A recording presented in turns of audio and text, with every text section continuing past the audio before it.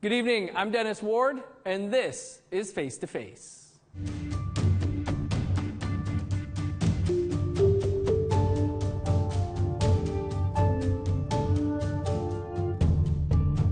Our guest this week is a familiar face, especially on APTN. Jennifer Podemski is an award-winning film and television producer and actor. Her credits include Empire of Dirt, The Other Side, Moccasin Flats, Degrassi, The Next Generation, and of course, Dance Me Outside. Jennifer also trains and mentors Indigenous youth and women. Jennifer, welcome to the show. Thanks so much for being with us. Thanks for having me. We just listed off some of your credits, an impressive list. Wondering how you first got involved in acting.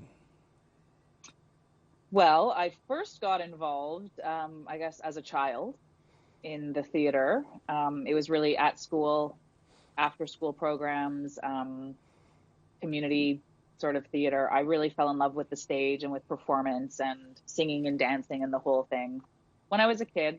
And as I grew up, I gravitated towards, a career in the performing arts, and it sort of evolved from there. Was it difficult to get your first break? Yeah, it was. It was difficult because I just expected that I would be, like everybody else and be able to pursue a career in television, film, Broadway, wherever it was, without any barriers. I just saw myself as sort of someone who loved to sing and dance, and I was told that I had some talent, so I thought I would pursue it. But it wasn't really until I started taking it seriously as a profession that I realized it doesn't really work that way. That, first of all, my look doesn't really appeal to anybody. There's, when there is a native role, I don't really fit the typical native look that people were looking for. So yeah, there were a lot of barriers up front. Theater, however, and dance, were sort of a different story. And I had a lot more luck sort of at the beginning, just working my way into the theater arts and the dance world, because people didn't really judge you very much on the way you looked. That wasn't until television became a thing. As we mentioned, you have an impressive list and many, many shows that I really enjoy, but I do want to just touch on Dance Me Outside for a second, which I still watch quite frequently. You said that it was a movie that changed everything. Can you talk about why? Yeah, well, Dance Me Outside, first of all, I think in so many ways reinforced the idea and the notion that I could really have a career as an actor on camera in the television and film industry. It wasn't until I, was a part of that film that I really understood the need for more Indigenous stories. And it sort of got me thinking about, the absence of Indigenous stories, the absence of Indigenous people creating those stories in the room, behind the camera. It sort of opened up my eyes to a whole world of potential in terms of, I guess what we refer to now as narrative sovereignty. So on one side, it sort of opened me up to this celebrity that I was able to use at the time to work my way into the industry from a more director-producer perspective. And it also provided me with the opportunity to believe in myself and my own potential, that there was a possibility that I could have a career in this field. What was the reaction after it came out? I mean, it's still beloved today, but what did it mean for you at the time? Well, I think what happens in film and television, and any actor can tell you this, is that there is sort of this swell of attention that happens after a movie comes out or a television show. And there's it's a really dangerous place, because what happens is you tend to, if you believe the attention, then the spiral downward after the attention goes away can be really harmful. So there was a lot of attention, positive attention about the film. There was a lot of negative attention as well.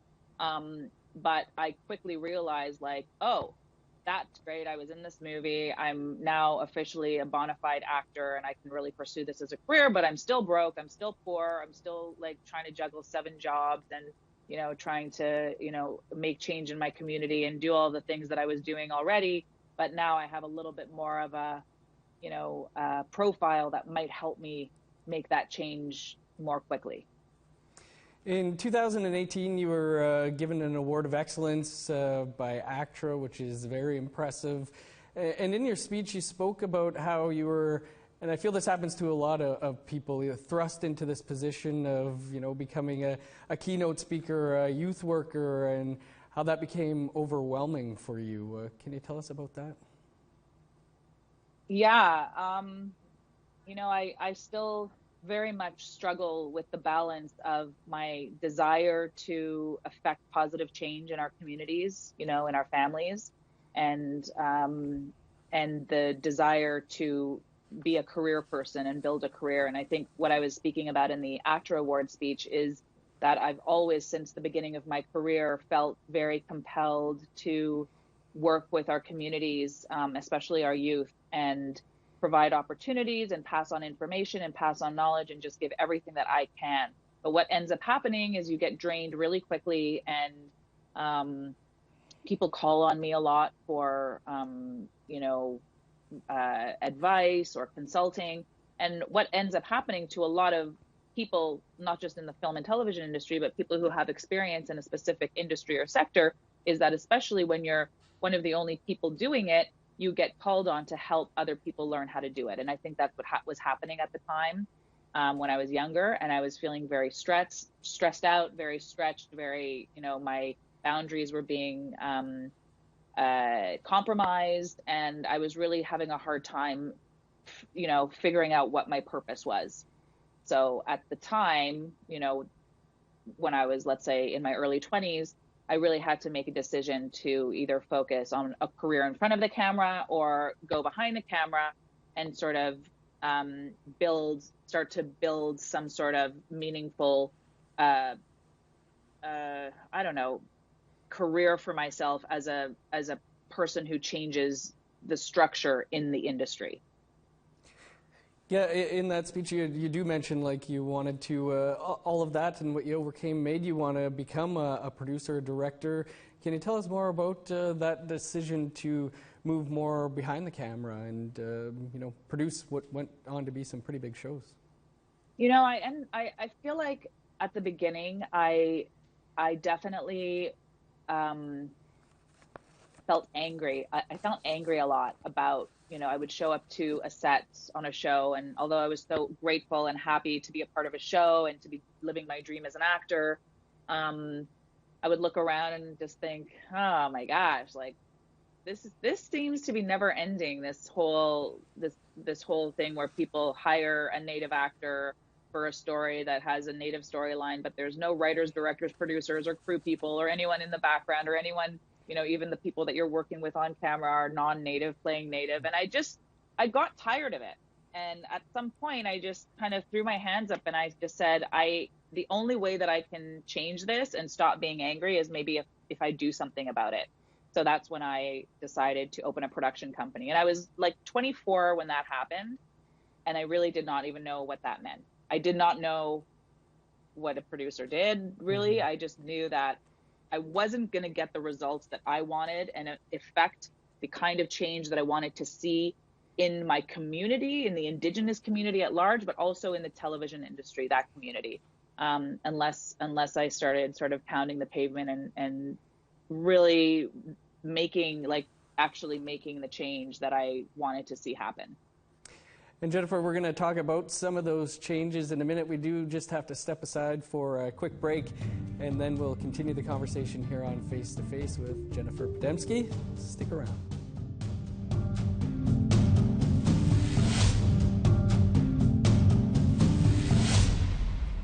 Welcome back to Face to Face. Our guest this week is actor, director, producer Jennifer Podemski. And Jennifer, before the break, we were talking a bit about your work behind the camera. You've created and produced many shows that have aired on APTN and other places like Moccasin Flats, Rabbit Falls, two of my favorites.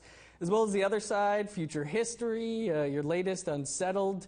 Very well-known titles for viewers here of APTN. Do you have favorites from all of this work and what they've meant for you? There, as I look back, one of the shows you didn't mention was The Seventh Generation, which was one of the first shows on APTN, and that was my very first show. I have to say that when I look back at everything, although each show, each experience has its own special place in my heart, The Seventh Generation really stands out as the most memorable, most impactful on my own personal life, and sort of gave me, it was like making that show was medicine for my own spirit and my own journey. So it's still one of my most favorite. As we mentioned, many of the shows have aired on APTN. What has that venue meant for yourself and other Indigenous peoples in the arts, do you think? Well, I can tell you that way back when Laura and I were making The Seventh Generation, for example, we really tried, because APTN was not actually a network at the time yet. We tried to get interest. We pitched our show, which was an Aboriginal youth role model series at the time. And it was hosted by myself, and it was a really fun, young, spirited show. And we had no interest. We had zero luck getting any interest from any broadcaster. So I could actually say that at the time, I would have not become a producer if it weren't for APTN. You give back in many ways, and I'd like to talk about a few of those. And one of those is the recently launched the Shine Network, about to be launched. Can you tell us about that and why you felt compelled to start it? Well, very much the same as the building of Big Soul Productions was over 20 years ago. I was compelled to address the lack of representation of Indigenous women content creators in the film and television industry in Canada. There is not just a lack of representation of Indigenous women perspectives and participation behind and in front of the camera. There is a very severe misrepresentation when there is representation. That mixed with my own personal experiences in the industry after 20 plus years, recognizing that I'm still up against certain challenges that are beyond my control, that I just thought, you know what, if I create a network, a place where Indigenous women can showcase their work that they might not be able to share on other platforms or networks, and also provide professional development for Indigenous women content creators, then perhaps that might address the disproportionate numbers that we're seeing in terms of Indigenous women participating as content creators in film and television. So the Shine Network was born out of that, desire to make a positive impact and create some space and just say, and when I'm asked the question, why a Shine Network, my only answer is that it doesn't yet exist, and I feel like it needs to. It wasn't really until I started reaching out to other Indigenous women creators and content creators and filmmakers that I really started to feel that there's a very unique perspective that we offer, not just as Indigenous people, but as Indigenous women. And I think it's really important that we have mentors and a support system within that through that very unique lens, and also very diverse lens, because we aren't all the same. And there are so many varied perspectives and lived experiences. So I feel like I really started to grow, and my experience as a storyteller became richer and more meaningful once I really began connecting with mentors who were also Indigenous women doing what I was doing. You spoke about your barriers earlier. What are the barriers you're hoping to help women get over today?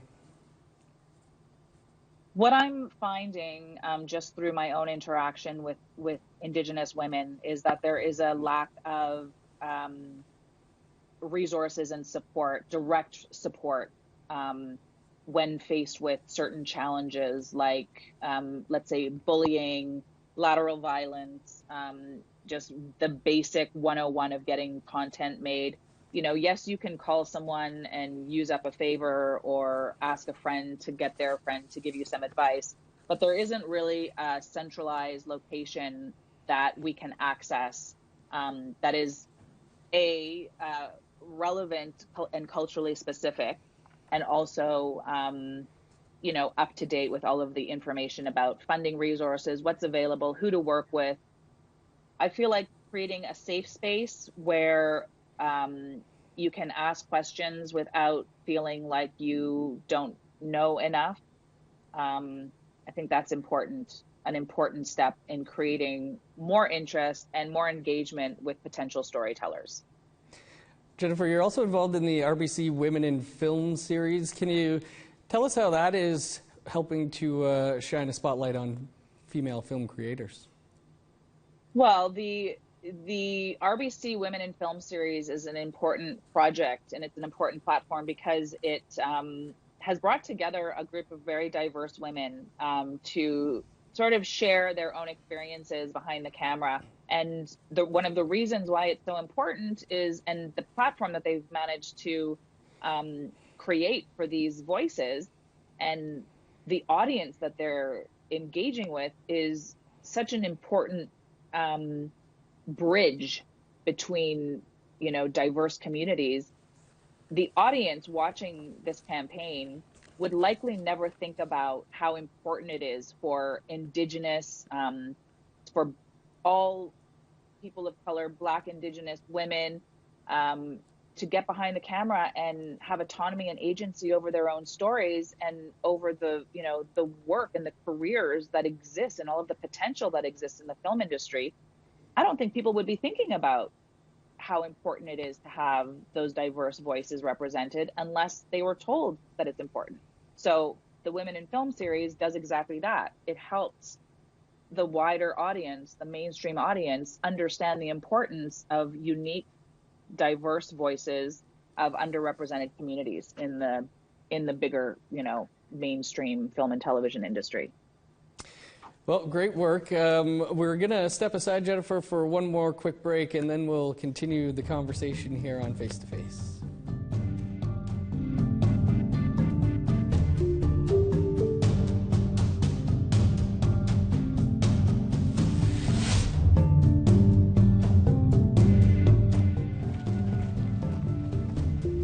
Nice work, Silas. Frank. Just great. Welcome back to Face to Face. Our guest this week is actor, producer, director Jennifer Podemski. Jennifer, how would you describe the current state of affairs in the film and television industry for Indigenous peoples? The current state of affairs, I would say that there are many reasons to celebrate. And, APTN was definitely a launching pad for many of those careers. However, I feel like there is a lot of work to do, and the responsibility, in large part, rests in the hands of the funders and the broadcasters and the gatekeepers. Essentially, I feel like there is still a belief system that we all follow that says, one Indigenous project at a time.